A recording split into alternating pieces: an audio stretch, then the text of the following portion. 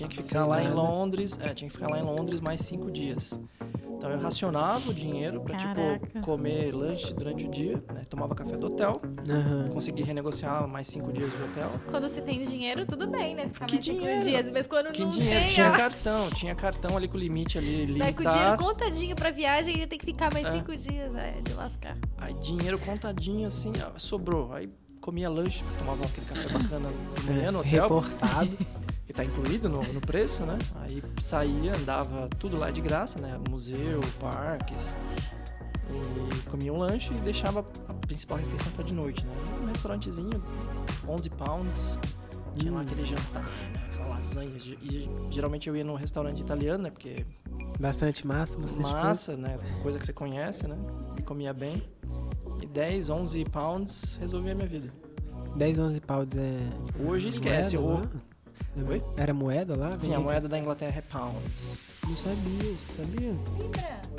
Não, mas eu não sabia que era pounds, chamava pounds. Pounds. Tá, já?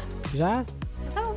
Olá, seja bem-vindo a mais um episódio do Know-How Podcast. E hoje a gente tá num cenário diferente e é um programa muito especial, né? Porque hoje a gente tá aqui com o Marcelo. Marcelo... E também com o Larry, eu esqueci de apresentar o Larry. Não esqueça de me apresentar. Aliás, a gente tá de cenário novo e também o Roberto veio com a gente. Olha aí. Agora a vez do Marcelo. Marcelo, se apresenta pra gente. Quem é você? O que você faz? Bom, vamos lá. Eu sou o Marcelo Antônio, eu sou um operário das finanças, né? Trabalho no ramo de publicidade, também tenho uma empresa de business strategy. E para mim é um privilégio estar aqui com vocês hoje pelo convite e super feliz de poder participar desse podcast. Legal. O que seria o business strategy? Digamos que as empresas têm problemas, o que hoje no mundo é comum, né? Faz parte da rotina, faz parte da vida. E business strategy é achar soluções que contornem esses problemas e evitem novos problemas da mesma natureza, porque problemas vão acabar acontecendo inevitavelmente, ainda mais nesse mundo complexo que a gente está vivendo agora. Então, business strategy é basicamente isso. É pensar em diferentes formas de fazer o negócio, corrigindo e dando novos significados para o trabalho, para as funções, buscando crescimento, buscando evitar problemas que acabem danificando, né, a empresa no futuro e, evidentemente, realizando sonhos, né? Legal. Sim. E você sempre quis trabalhar com isso? Não. Como que foi essa transição aí? Eu tenho 39 anos, né? Hoje falando um pouquinho da minha vida pessoal, né? Então, eu sou Marcelo Antônio, tenho 39 anos, super novo, né? Daqui a pouco 40, uma nova fase. Minha filha nasceu o ano passado, no começo da pandemia, então eu tive o privilégio, né? Que para mim foi um privilégio, assim, de poder... passar bastante tempo, né? Sim, então teve toda essa tragédia da pandemia, o que é bastante triste. Mas para mim foi bastante gratificante assistir minha filha se desenvolver desde o girar, rolar, até dar os primeiros passos. Assim. Ela deu os primeiros passos, eu pude assistir assim, a poucos centímetros, né? E foi bastante gratificante. Sou casado já há 9 anos. Minha esposa é enfermeira, gerente de enfermagem no Instituto Lucy Montoro. Recentemente ela decidiu abrir mão da carreira dela para poder ficar em casa e cuidar da nossa bebê. A gente, né, tem esse projeto de vida. E acabei entrando nessa vida, né, da área financeira, na área de business, meio que sem querer. Não foi meu plano original. Quando eu era criança, tinha muita vontade de ser engenheiro, né? Sempre gostei muito de máquinas, de construção, de ver as coisas por dentro, de como que funciona a engenharia, né? Como é que aquele processo se dá, como é que dá combustão, a parte eletrônica, robótica. Então, esse era meu sonho. Você já acha que era uma criança empreendedora, assim, desde o comecinho? Não, porque eu sempre fui muito tímido e medroso, assim. Né? Na verdade, o que vocês estão vendo hoje, assim, é quase que um milagre, assim, basicamente. A gente tem essa tendência de achar que o empreendedor ele é uma pessoa ousada, né? E você não era essa pessoa ousada. Não, imagina, com várias inseguranças, traumas, né? A gente vive, infelizmente, numa sociedade complexa, né? Ser brasileiro é difícil, assim, né? Eu não venho de uma família super, hiper, mega estruturada, venho de uma família boa, né? Com princípios, né? E isso me ajudou bastante a ser o que eu sou hoje, porque eu lembro muito das dicas, dos ensinamentos principalmente dos meus avós, E o papel também que meus pais tiveram na minha educação, né? Estudei sempre em escola pública, mas eles sempre me pediram e me cobravam para tirar boas notas, ter bons relacionamentos, etc. Mas eu não venho de uma família assim tradicional, classe média, muito pelo contrário. Sou vizinho do NASP, assim, cresci ali no entorno do NASP. Até estava brincando aqui antes, né, nos bastidores, né? Eu conheci o NASP pelo muro de fora, né? Então, para entrar no NASP era um privilégio, porque era um outro mundo, era uma outra realidade. E não era a minha realidade, né? Então, eu cresci num ambiente bastante assim, difícil, desafiador, e com todos os traumas que, infelizmente, uma criança, né, que é pobre, que passa por necessidades, que depende de ajuda. Várias vezes na minha vida precisávamos de ajuda, de assistência, né, de receber ajuda, enfim. Sim. Cresci com vários, não traumas, assim, porque acho que traumas é um pouco mais pesado, mas com vários estigmas, sabe, de tipo, o que me reserva o futuro. Mas tinha medo? Muito, vários. Mas é que entra a parte engraçada, e isso que eu valorizo hoje, e compartilho isso com os meus amigos e com pessoas mais novas, quando eles me perguntam, né, Marcelo, nossa, como é que você chegou até aí? Sonhando. Então, eu tinha aqueles momentos de crise onde eu assistia todo aquele caos, né, da vida real como ela é, porque infelizmente a gente vive muitas situações assim que acabam afetando, né, o futuro, mas paralelamente acho que foi meio que um privilégio assim de poder ter sido influenciado pelos meus sonhos ou pelos sonhos que eu fui adquirindo de outras pessoas. Sim. Então eu admirava o Belo, admirava o NASP, por exemplo, né, que era... Belo cantor? Não, o Belo de beleza, né? Tipo, tá. Admirar o Belo. Falei, como assim o Belo cantor? Não. Não mesmo. Ele não. E admirar o que é bonito, assim, o que é bem feito, o que é organizado. Então, eu olhava, por exemplo, o NASP, né? Ia lá, pulava o muro do NASP, né? Se o reitor fica sabendo. Pulava lá o muro do NASP para poder jogar bola lá nas quadras, ou no campo lá de piquenique e tal. E você passava, né, pelas vias lá do NASP, a grama cortada, as pessoas bem vestidas, as pessoas felizes. Eu internalizava isso para mim e acreditava que um dia eu pudesse ter aquilo. Mas era tão curioso, né? E até hoje eu sou assim. Né? Quando eu sento em casa com a minha esposa, a gente faz os planos para o futuro, eu tenho a tendência de sonhar acordado. Então, eu fico pensando, remoendo aquilo, imaginando, sentindo às vezes. E assim foi a minha infância. Então, eu sempre me via crescendo, evoluindo, aprendendo, falando outras línguas e curioso. Né? Então, apesar de ser medroso, tímido, eu sempre fui muito curioso. Só que você disse que teve problemas financeiros, que você não é de uma família com dinheiro. Então, como que era sonhar, mas sem ter recurso financeiro? Porque, poxa, eu quero aprender a falar inglês. Mas como vou aprender a falar inglês? Eu não tenho um tostão. É bem engraçado isso, porque, por exemplo, comecei a, de fato, assim, usufruir do trabalho, né, do meu salário e falar assim, nossa, agora eu ganho dinheiro de verdade, há pouco tempo atrás. Então, ou seja, demorou, não foi um processo... achei a fórmula mágica. Não, imagina. Você tem quase 40 anos, olha quanto tempo. Não fala assim, fala que eu tenho 39, 40. 39. Eu ainda não me adaptei a essa realidade, entendeu?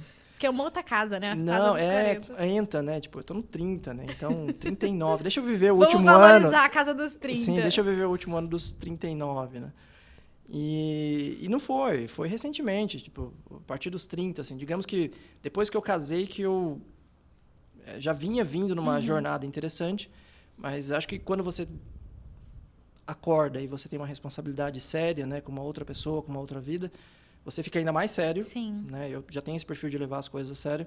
Você leva ainda a vida mais a sério e você começa a não se permitir se aventurar tanto, né? Mas durante muitos anos, na época da minha primeira graduação, eu vendia o meu ticket para poder almoçar bolacha, para poder conseguir ali pagar o boleto da faculdade todo mês. Você trabalhava e estudava? Sim, sempre, né? Não tinha recursos. Então, o primeiro passo foi justamente entender a minha realidade. Então, eu queria ser engenheiro. Para fazer uma faculdade de engenharia, né, ou você é super, hiper, mega inteligente, dotado de todas as capacidades técnicas e acadêmicas e passa numa faculdade pública, né, o que não é o meu caso, ou faz cursinho, o que também não era muito a minha realidade, porque você também tem que pagar o cursinho. É caro. E você começa, então, a ver outras opções. A minha primeira opção dentro dessas escolhas, além da engenharia, tinha sido na área de informática, né, de engenharia de sistemas. Eu falei assim, não, então vou em algum lugar ali que tem a ver com engenharia de sistemas. Me matriculei, cursei um dia e recebi uma proposta para trabalhar, né, como assistente na época Unibanco, né, porque hoje vocês nem sabem o que é Unibanco, mas hoje é Itaú, né, o Itaú comprou na época o Unibanco. E como era uma área muito ali administrativa, tal, a pessoa que me contratou falou, se você fizesse uma faculdade ali mais na área de negócios, faria mais sentido. Foi lá que começou, então. Sim, eu falei, não tem problema, muda agora, eu preciso trabalhar, né, eu preciso ter dinheiro e tal. Mas não foi o meu primeiro emprego. Quando eu tinha 15 para 16, eu estava no colégio ainda, né, estudava um colégio público, eu passando por várias necessidades em casa, né, enfim. Não é para ser uma história triste, tá, pessoal? Sim, é uma história de superação. Não, vai ficar boa, vai ficar boa. Passando por várias situações difíceis. Meu pai, inclusive, na época estava desempregado. A gente passando ali por um aperto bem pesado. Surgiu uma oportunidade com 15 anos ali para ser empacotador no mercado Sonda. O que é muito legal, assim, porque hoje eu tenho muito orgulho de poder fazer aquele nó da sacola, sabe? Então, quando eu vou no mercado, assim, os meninos perguntam, pode dar nó na sacola? Eu falei, pode. Eu vou lá junto, sabe? Tentar ali, mostrar, eu sei fazer também. Mas foi muito legal. Trabalhei ali alguns meses, né, como empacotador no mercado e ajudando ali a fazer aquela rotina. E me ensinou muito, assim. Hoje, quando eu falo para os meninos, assim, que trabalham na minha equipe e tal, e eles, às vezes, ficam um pouco irritados porque querem crescer rápido e tal, etc. Eu falo assim, aproveitem todas essas oportunidades de aprender, porque tudo isso soma. Com certeza. Tudo isso soma. Então, por exemplo, hoje eu tenho muito orgulho porque aquela experiência de ter vivido aquilo naquela época, com aquela dificuldade, me fez hoje ser resiliente. Então, hoje, quando eu tenho vários vieses, porque a vida não é só sucesso, né? Sim.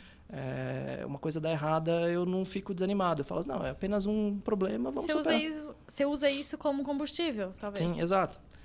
Então, foi muito interessante. Então, foi meu primeiro emprego. Depois, eu fui trabalhar já com assistente ali de TI, por isso que eu tinha escolhido essa graduação na área de sistemas, mas acabei mudando no primeiro dia de aula e acabei mudando para o curso de administração e aí eu me formei, vendendo o meu ticket, né? Infelizmente, meu empregador, claro que ele é ex-empregador, né? Não pode ficar sabendo.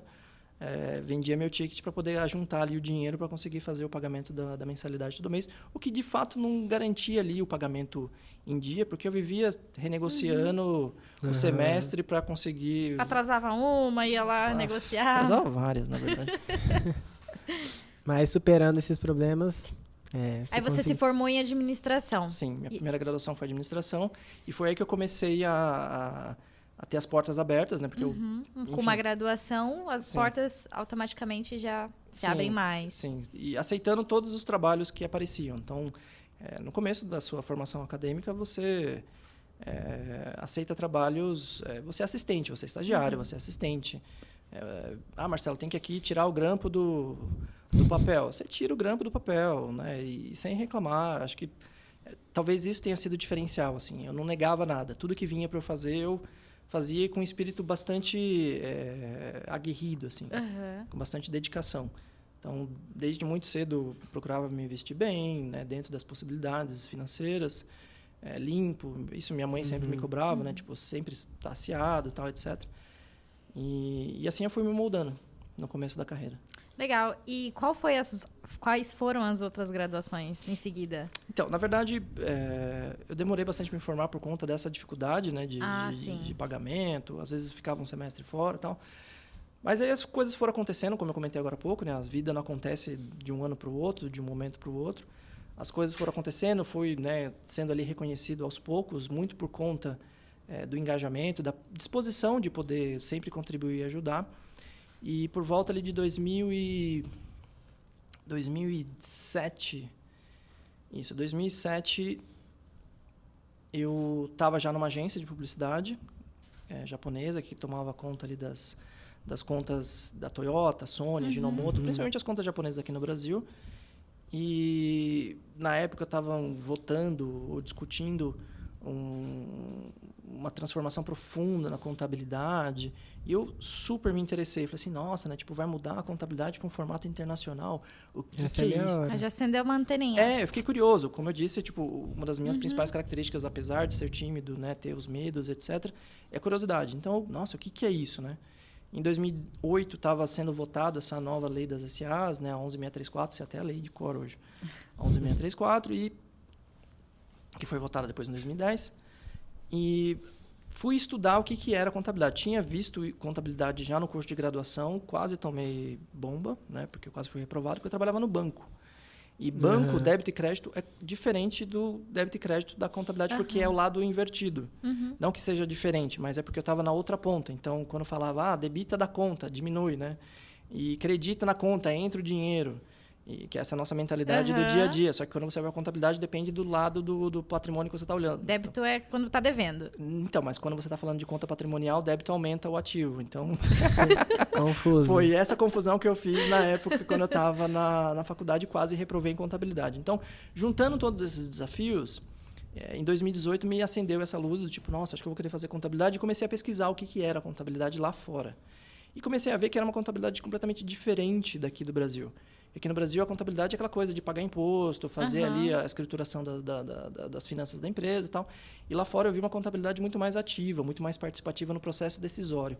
E aí mudou a minha ficha, né, o meu mindset, de pensar e falar assim, nossa, mas se ao invés de eu fosse apenas um prestador de serviço da contabilidade, da área financeira, mas e se eu fosse alguém que tivesse as informações fidedignas, porque isso é a contabilidade, isso é a área das finanças, você detém ali a informação, mas e se eu pudesse contar a história da informação? E mais do que isso, e se eu pudesse criar uma narrativa para essas informações? Outro patamar. Aí né? eu descobri o meu dom, né, digamos assim, porque as pessoas, eu já sempre ouvia, né, você é diferente e tal, e eu descobri que esse diferente é justamente a capacidade que eu tenho das pessoas confiarem em mim e a credibilidade que eu passo para as pessoas. E eu falei, nossa, se eu tenho essa credibilidade, se as pessoas, né, quando eu falo, as pessoas absorvem isso de uma forma muito positiva.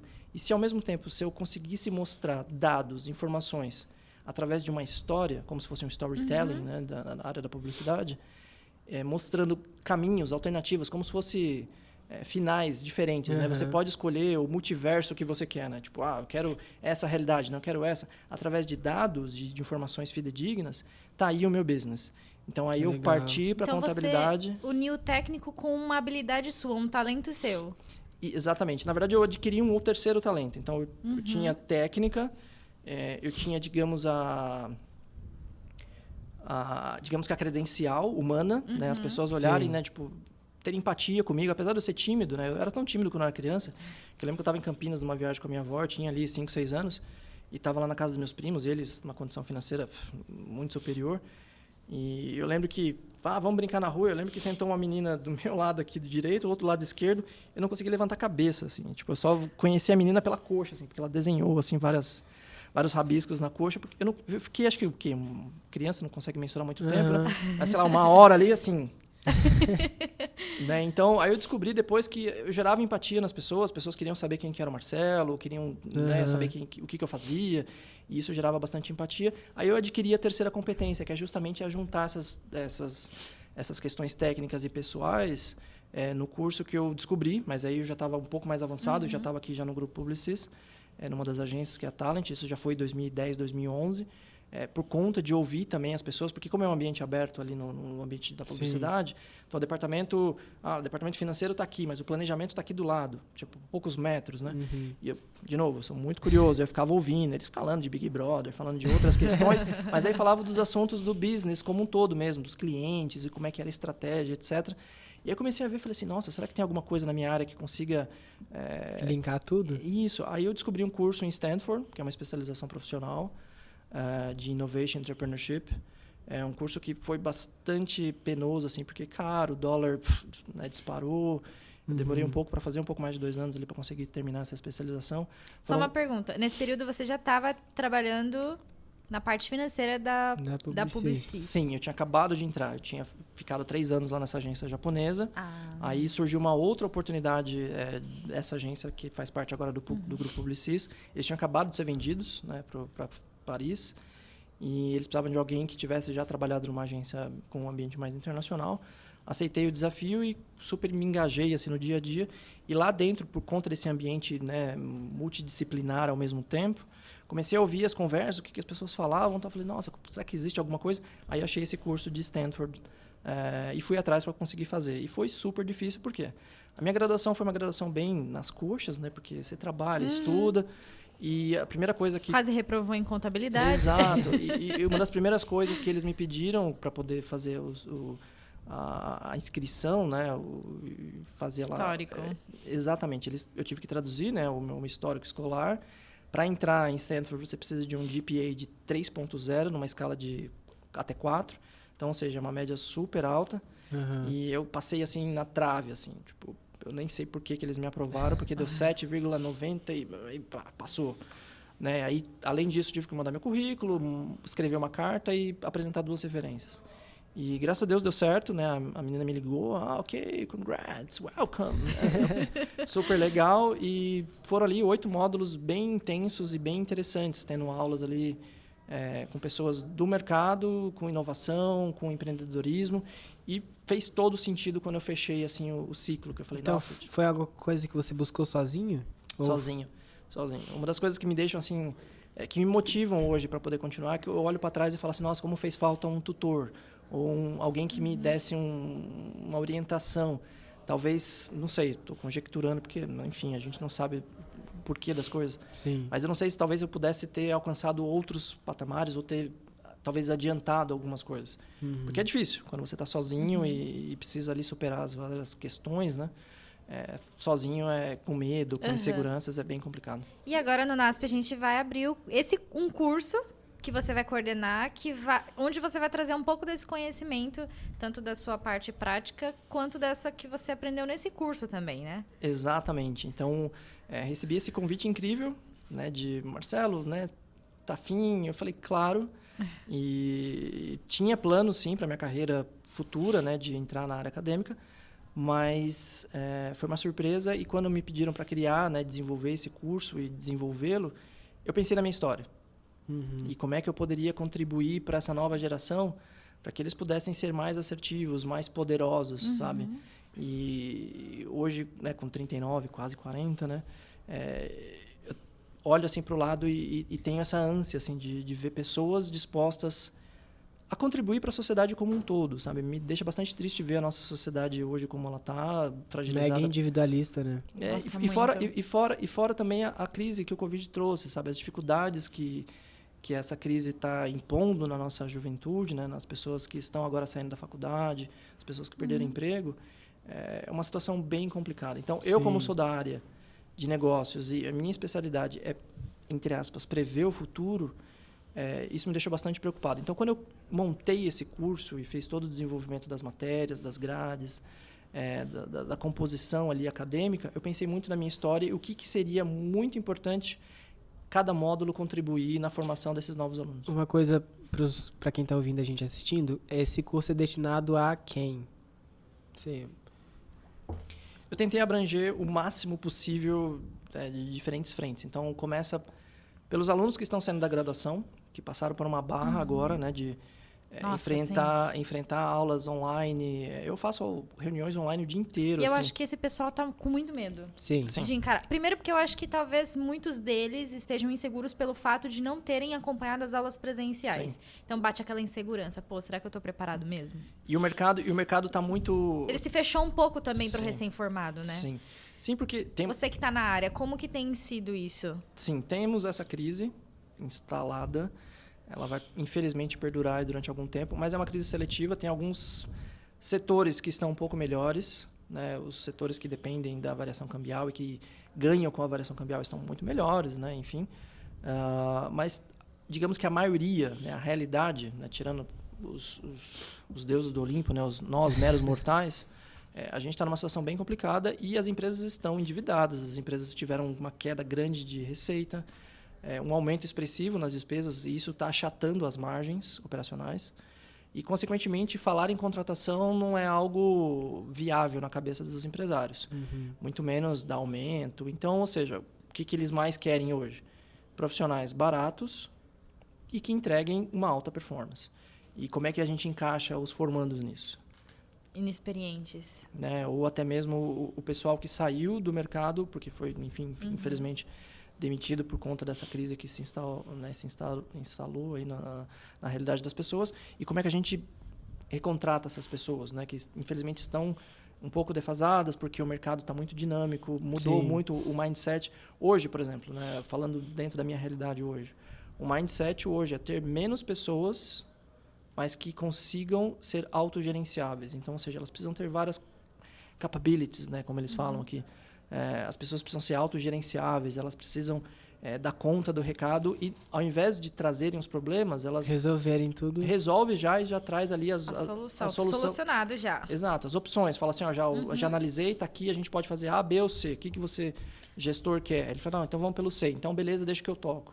Então, é um outro nível, é um outro patamar de profissional. E esse curso ele vai preparar a pessoa para isso? Exatamente. É um MBA, é um curso de pós-graduação. Eu não vou arriscar falar o nome. Pode falar, por favor. Claro, o MBA se chama Business Strategy, Innovation Entrepreneurship. Por que ele tem esse nome, né? Nossa, que esse nome diferente. Justamente para poder colocar, né, na mesa ali durante o processo de aprendizado, de troca, que na verdade vai ser mais uma troca de experiências entre... Eu, particularmente, também vou dar várias matérias, eu quero encabeçar várias matérias assim, que eu acho que é super importante, eu quero imprimir justamente essa realidade, é justamente mostrar que esse profissional, esse, né, cidadão nosso do dia a dia, nós que somos ali, né, brasileiro, a gente pode sim ser inserido nesse mercado global. Né? E esse mercado global, ele pode ser de diferentes tamanhos, formatos. Eu não preciso trabalhar aqui na JK ou na Faria Lima para poder ser um funcionário global.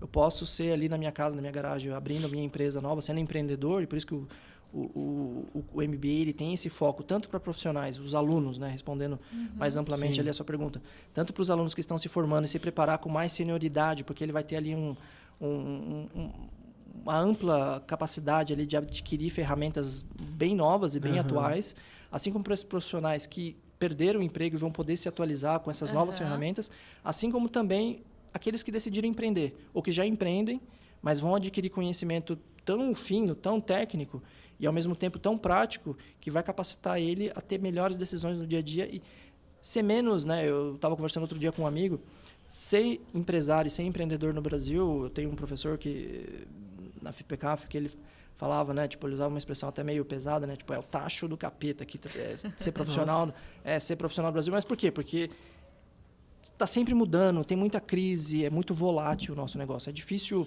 você ter um planejamento de longo prazo, porque você tem tantas questões que interferem nas suas decisões que você não controla todas. Então, às vezes, você deixa o barco rolar. E eu estava conversando com um amigo outro dia que falou assim, mas, infelizmente, os empresários, né, eles não têm... As pessoas que decidem se empreender, né, se aventurar no empreendedorismo, eles não estão preparados. Eles não têm ali as ferramentas, as métricas, a régua para poder decidir se aquilo é bom ou não é.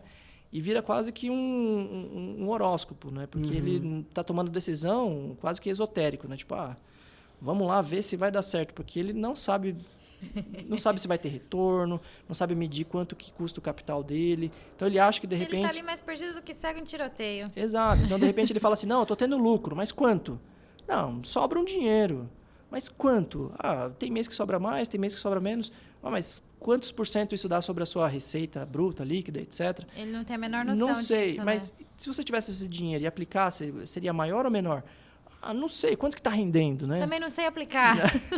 Exato. Tem isso, acontece. E apesar de ele ser um curso de pós-graduação, um MBA, vocês vão separar por módulos, né? Então, quem não tem uma formação, uma graduação, vai ter a chance de escolher ali talvez uma disciplina e fazer um curso específico. Você pode me explicar melhor? Sim, vamos lá. Ele é focado para quem tem uma graduação. Então, um dos pré-requisitos, evidentemente, para se matricular tem que ter a graduação. É ter a graduação para justamente ele certificar a pessoa como uma pós-graduação.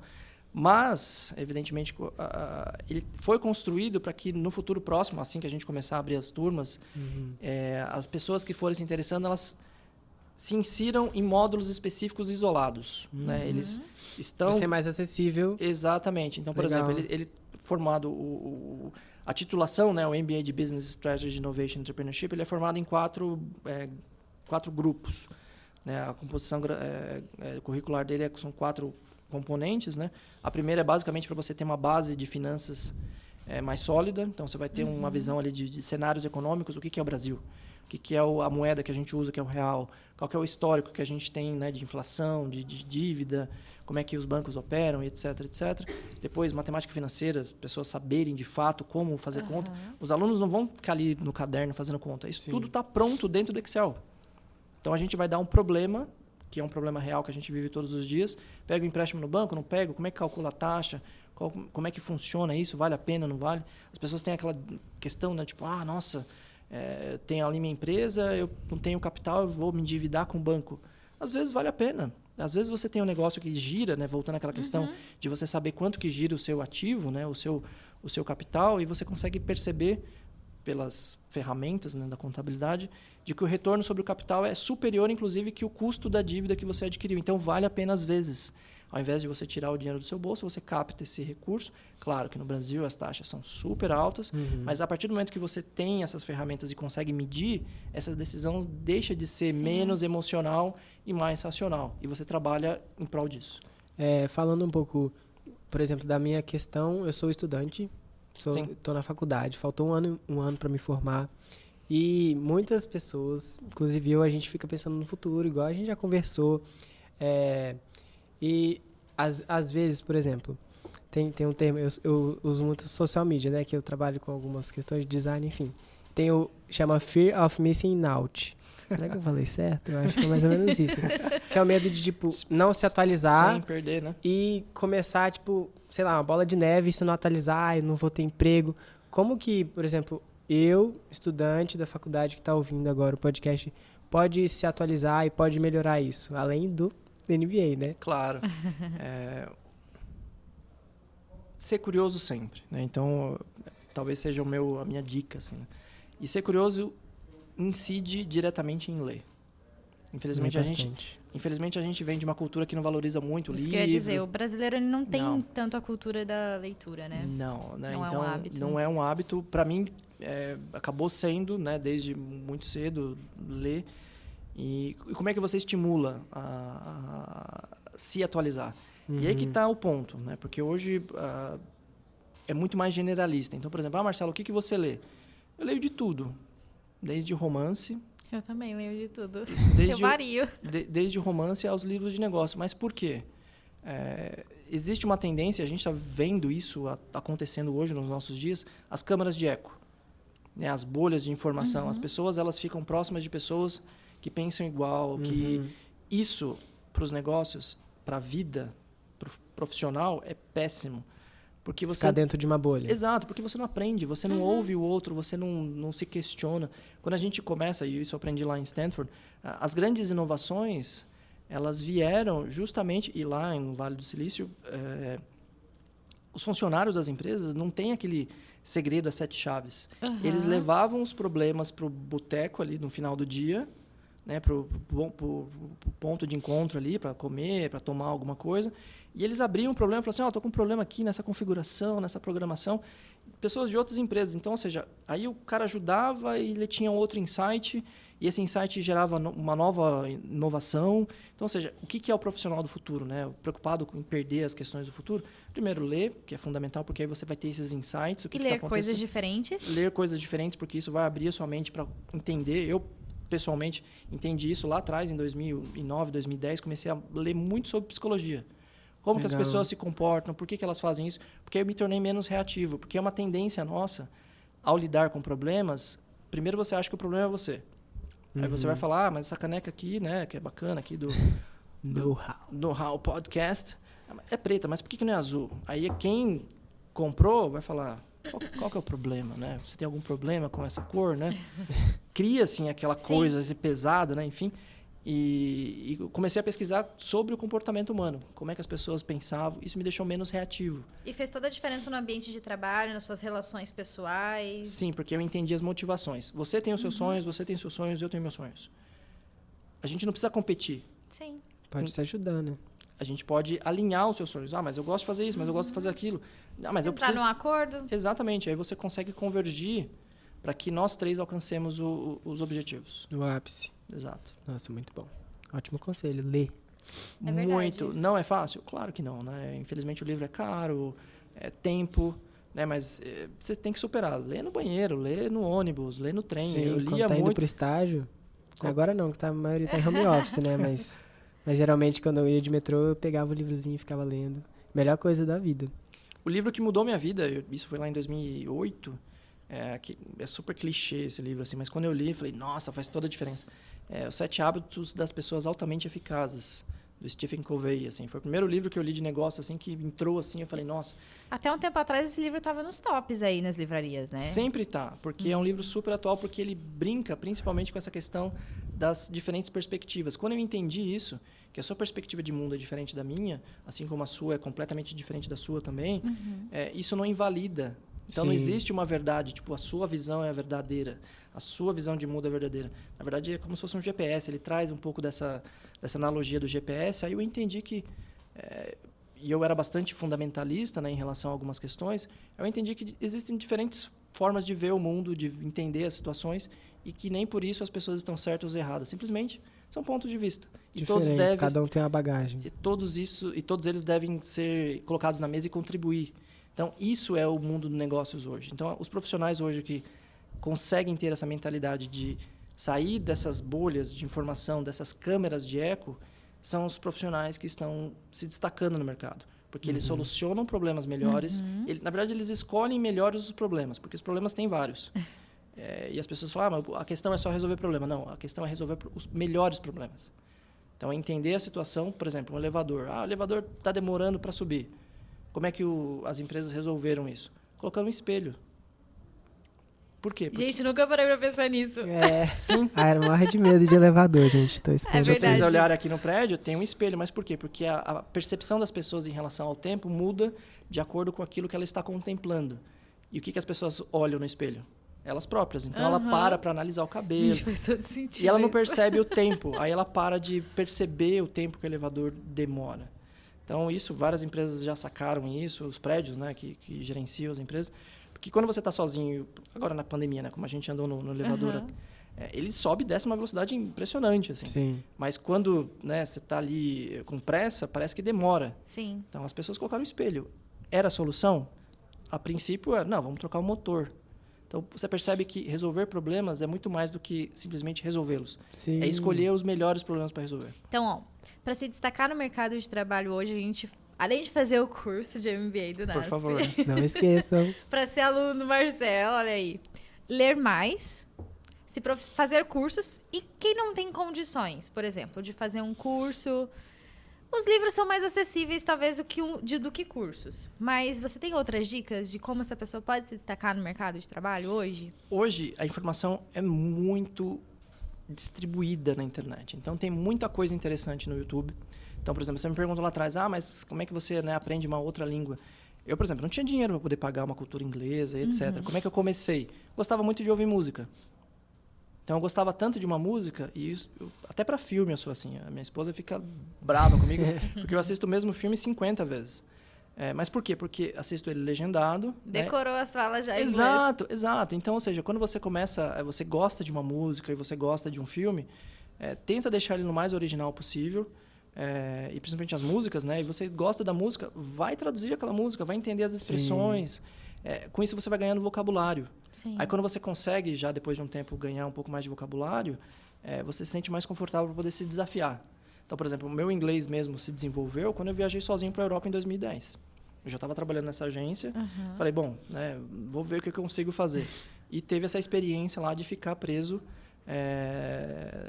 em Londres, porque o vulcão lá na Islândia soltou fumaça, fechou os aeroportos. Aí você agora ou nunca.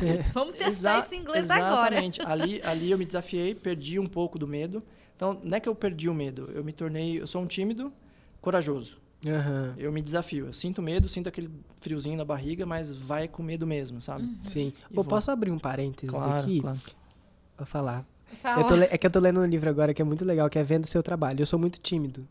E eu comecei a ler esse livro que é Venda Seu Trabalho. É muito bom, gente. Tá me ajudando bastante. É a dica do Larry, Fechando gente. parênteses. Gente, Bebe a aguinha aí, Yara. tô bebendo água. E você falou isso de ganhar vocabulário, e isso funciona até pra língua portuguesa. Eu sou uma pessoa que eu gosto bastante de ler. E eu percebo a diferença da minha escrita, por exemplo, porque o meu dia a dia de trabalho é escrevendo.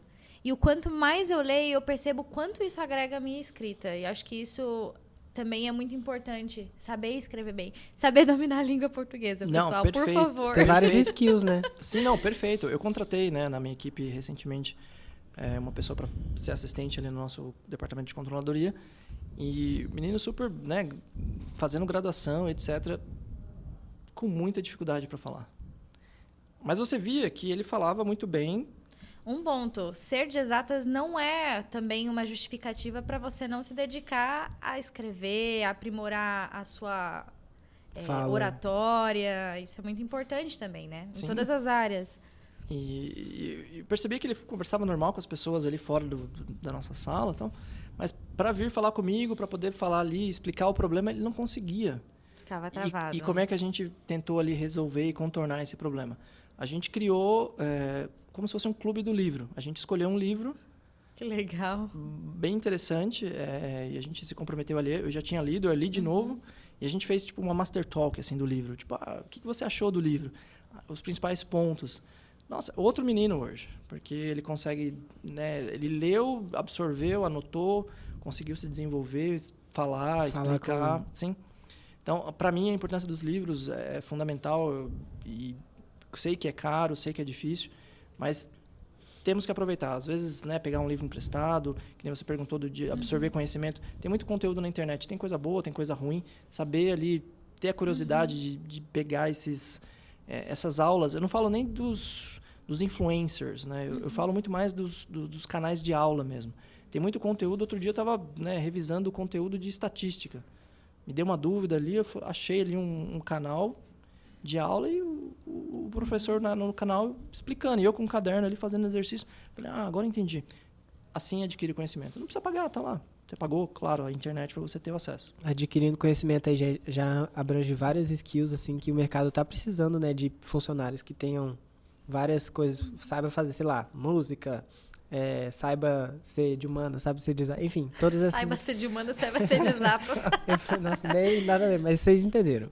Ó, pra você que tá assistindo pelo YouTube, na sua tela vai aparecer um QR Code e você pode colocar a câmera do seu celular ali e você vai ser direcionado para uma página onde você pode colocar ali os seus dados e vir estudar com a gente no NASP e para ser aluno do Marcelo. Olha que privilégio.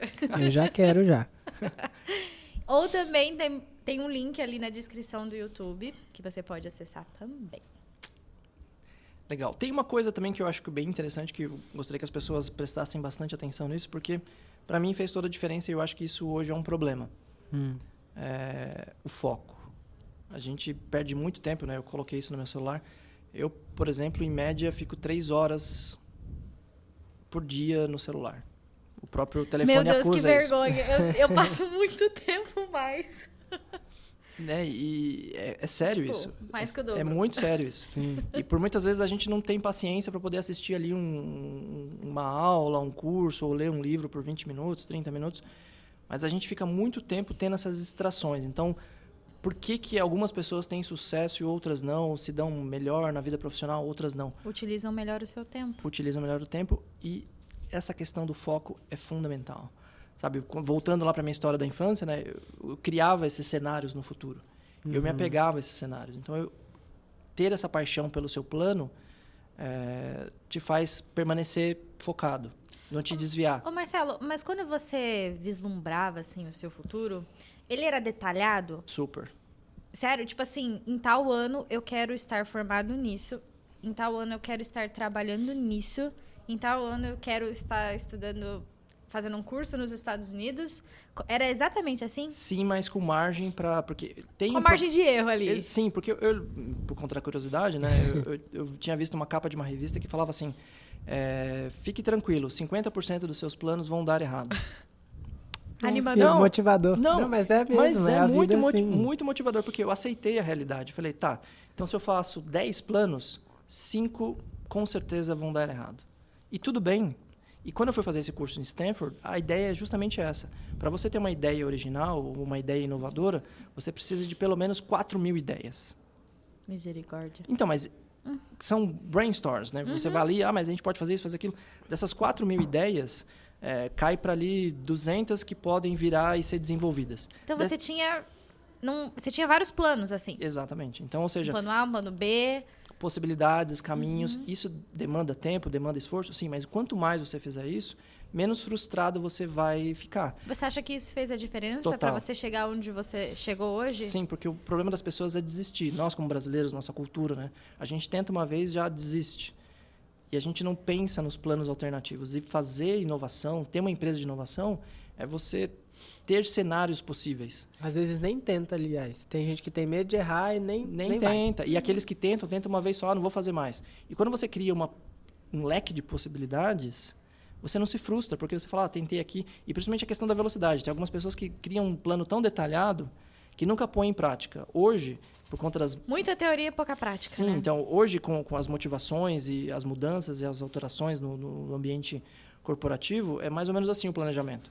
Cria um planejamento, uma estratégia, não está pronta ainda, está 70%. Aplica, deu certo, aprimora. Não deu certo, deu errado, descarta, vai para a próxima. Mas por quê? Você tem um leque de opções e você vai testando e buscando alternativas, né? Então, aquele modelo anterior de ter um plano bem elaborado, que nem você perguntou assim, você tinha um plano elaborado?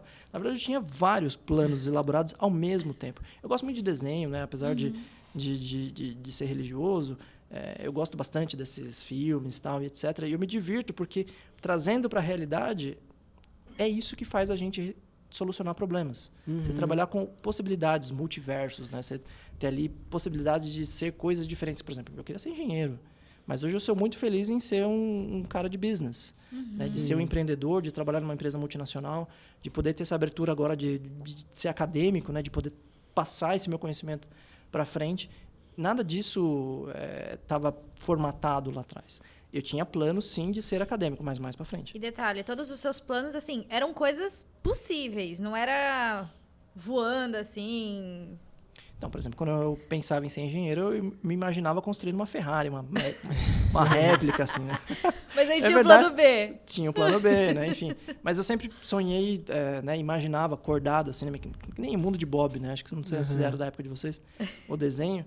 Mas eu imaginava realidades mesmo. Então, eu sentia a capacidade de sentir o cheiro. Então, imaginava minha casa perfumada, minha casa limpa. Me imaginava trabalhando num ambiente bacana. Não existia Juscelino Kubitschek há 20 anos atrás. Existia até um pedaço. Mas imaginava eu trabalhando num ambiente internacional, bacana. Isso tudo foi me motivando a não desistir. Sabe? O problema que eu vejo nessa nova geração, e até na minha mesmo, é desistir fácil. Se você não lutar por você... Ninguém vai. Ninguém vai. Então, se você não acredita em você, então imagina eu com vários medos... E essa é uma tendência da geração que vem vindo também. Sim. Precisa de alguém validar... Principalmente, eu acho que tem tudo a ver, inclusive, com essa nova geração. O senso de propósito. Por exemplo, o meu propósito sempre foi cuidar da minha família e cuidar das pessoas que precisam de mim. Então, é isso que eu tento motivar assim, nas pessoas que eu conheço. Você quer ser bem-sucedido para quê? Né? Para você ter uma BMW, para você ter uma casa ali na aldeia da Serra, para você poder viajar para a Europa, Estados Unidos, etc. É legal tudo isso. E não é nenhum pecado ter essas coisas. Mas se você tiver um propósito de vida, de contribuir com a vida das pessoas, de poder, sabe, ser uma mão, né? Eu ouvia muito isso do meu avô quando eu tinha 13 anos. Eu lembro dessa experiência muito bem. Eu lembro até minhas primas, né, tiravam sarro de mim. O meu avô me pegou no colo e ficou ali, acho que uns 40, 50 minutos, me contando o que era a vida. E ele me cobrou isso, do tipo, tenha propósito, seja alguém que as pessoas podem ir até você para pedir ajuda. E você estenda a mão. Então, se eu hoje acordo todo dia cedo, é porque eu quero contribuir com a vida das pessoas. Cuidar da minha família, cuidar, né, da minha filha que agora está crescendo, proporcionar um futuro melhor para ela, e principalmente com essa experiência do NASP, né, eu estou muito feliz de poder estou bastante ansioso para poder ver, né, esse pessoal se inscrevendo e a gente formar aí a primeira turma, é justamente de dividir com eles essa possibilidade de que a gente pode se tornar verdadeiros heróis nas vidas das outras pessoas. Sim. Me dói o coração ver as pessoas passando por necessidade e a gente não poder fazer muita coisa, sabe? Isso é Sim. muito triste. É verdade, é um propósito muito grande, né? Tipo, ajudar as pessoas. Sim. Então, E há uma diferença, então, entre você ter um propósito, assim, em coisas materiais e um propósito relacionado às pessoas, a gente. e você pode ter os dois ao mesmo tempo, sabe?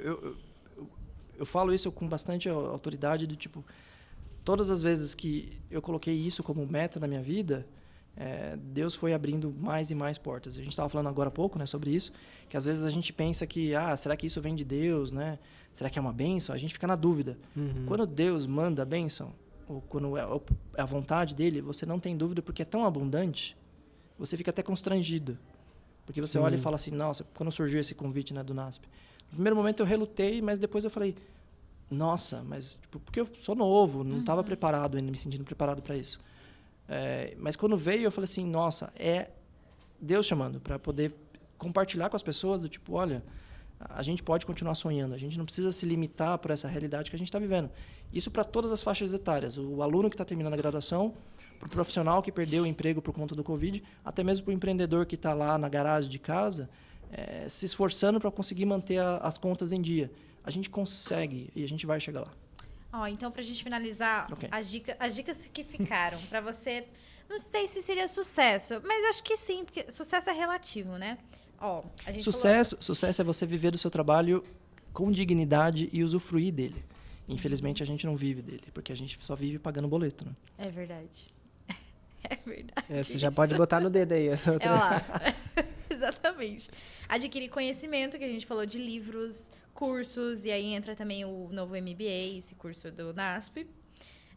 Foco, Não muito desistir. importante, não desistir quando as coisas começarem a ficar difíceis. Ter paciência, porque as coisas não acontecem do dia para Olha noite, aí, não é de um paciência ano para o também. outro. Eu demorei muitos e muitos anos. Pensa, eu comecei minha jornada com 20 e pouquinhos anos. Eu comecei a usufruir desse crescimento com 30. E eu tô os últimos 9 ainda escalando. Então, não é do dia para noite. Com certeza. Sonhar, talvez? Muito, não. Talvez não, com certeza. Sentir Sonhar. o cheiro. Que Você mais? E o último propósito. A importância de ter um propósito. Porque de nada adianta, né? No fim das contas, você fazer um monte de coisa, mas pra quê? Pra quem? Né? Então, eu Deixar acho que... essa marca aí no mundo. Sim, eu brinquei isso alguns anos atrás, porque eu não venho de uma família tradicional, não tenho um sobrenome, não tenho bens, né, adquiridos, não tenho herança, etc. Mas eu criei na minha cabeça que eu quero criar a minha dinastia, né? E que a minha filha olhe para mim e um dia que eu não estiver mais aqui, ela saiba que o pai dela foi alguém que contribuiu para muita gente crescer, se desenvolver, não só para ela, né? Então, que ela siga esse legado também. Porque o legado é muito mais do que um sobrenome, do que um nome, do que a herança. Com certeza. A E história... que ela leve esse legado pra frente também, para as próximas gerações, né? Sim, você poder olhar para trás e respeitar a sua história, né? Eu respeito a minha história da forma como ela foi. Durante muito tempo eu demorei para entender isso, mas aceitei. E, na verdade, eu vi isso como eu precisava disso para ser quem eu sou. Sim. Então, abraçar, aceitar, perdoar o passado, né? Perdoar as coisas que eu fiz e deixei de fazer. E olhar para frente como uma página em branco. E mais do que uma página em branco, o futuro é aquilo que a gente faz. Ele não está escrito. Ele é baseado nas escolhas que a gente tem hoje. Então, uma boa escolha seria, com certeza, estar junto dessas pessoas que podem contribuir. Legal. E seguindo todas essas dicas, Sim. tá no caminho certo, né? Que conteúdo, gente. Parabéns. Gente, o nosso papo foi muito legal, gostei bastante. Venham pro NASP fazer o curso de MBA. Já tô aluno do querendo. Marcelo. Business Strategy, Innovation, Eu não Entrepreneurship. vou tentar. Fala, Aira, por favor. Tá, vamos lá. Business Strategy, Innovation, Innovation, Entrepreneurship. Entrepreneurship. Perfeito. Olha aí. É isso consegui. mesmo. Gente, Ai, Lorena. Gente, até a próxima. Até o próximo episódio do Know How Podcast. E é isso aí. Abraço. Se vocês Abraço. quiserem ver mais a Aira falando inglês, vem pro próximo episódio também. E você nem falou que eu tô parecendo a Magalu, né? Ai, eu não falei, gente. Magalu. Piada interna. Tchau, gente. Até a Abraço, próxima. gente. Até o próximo.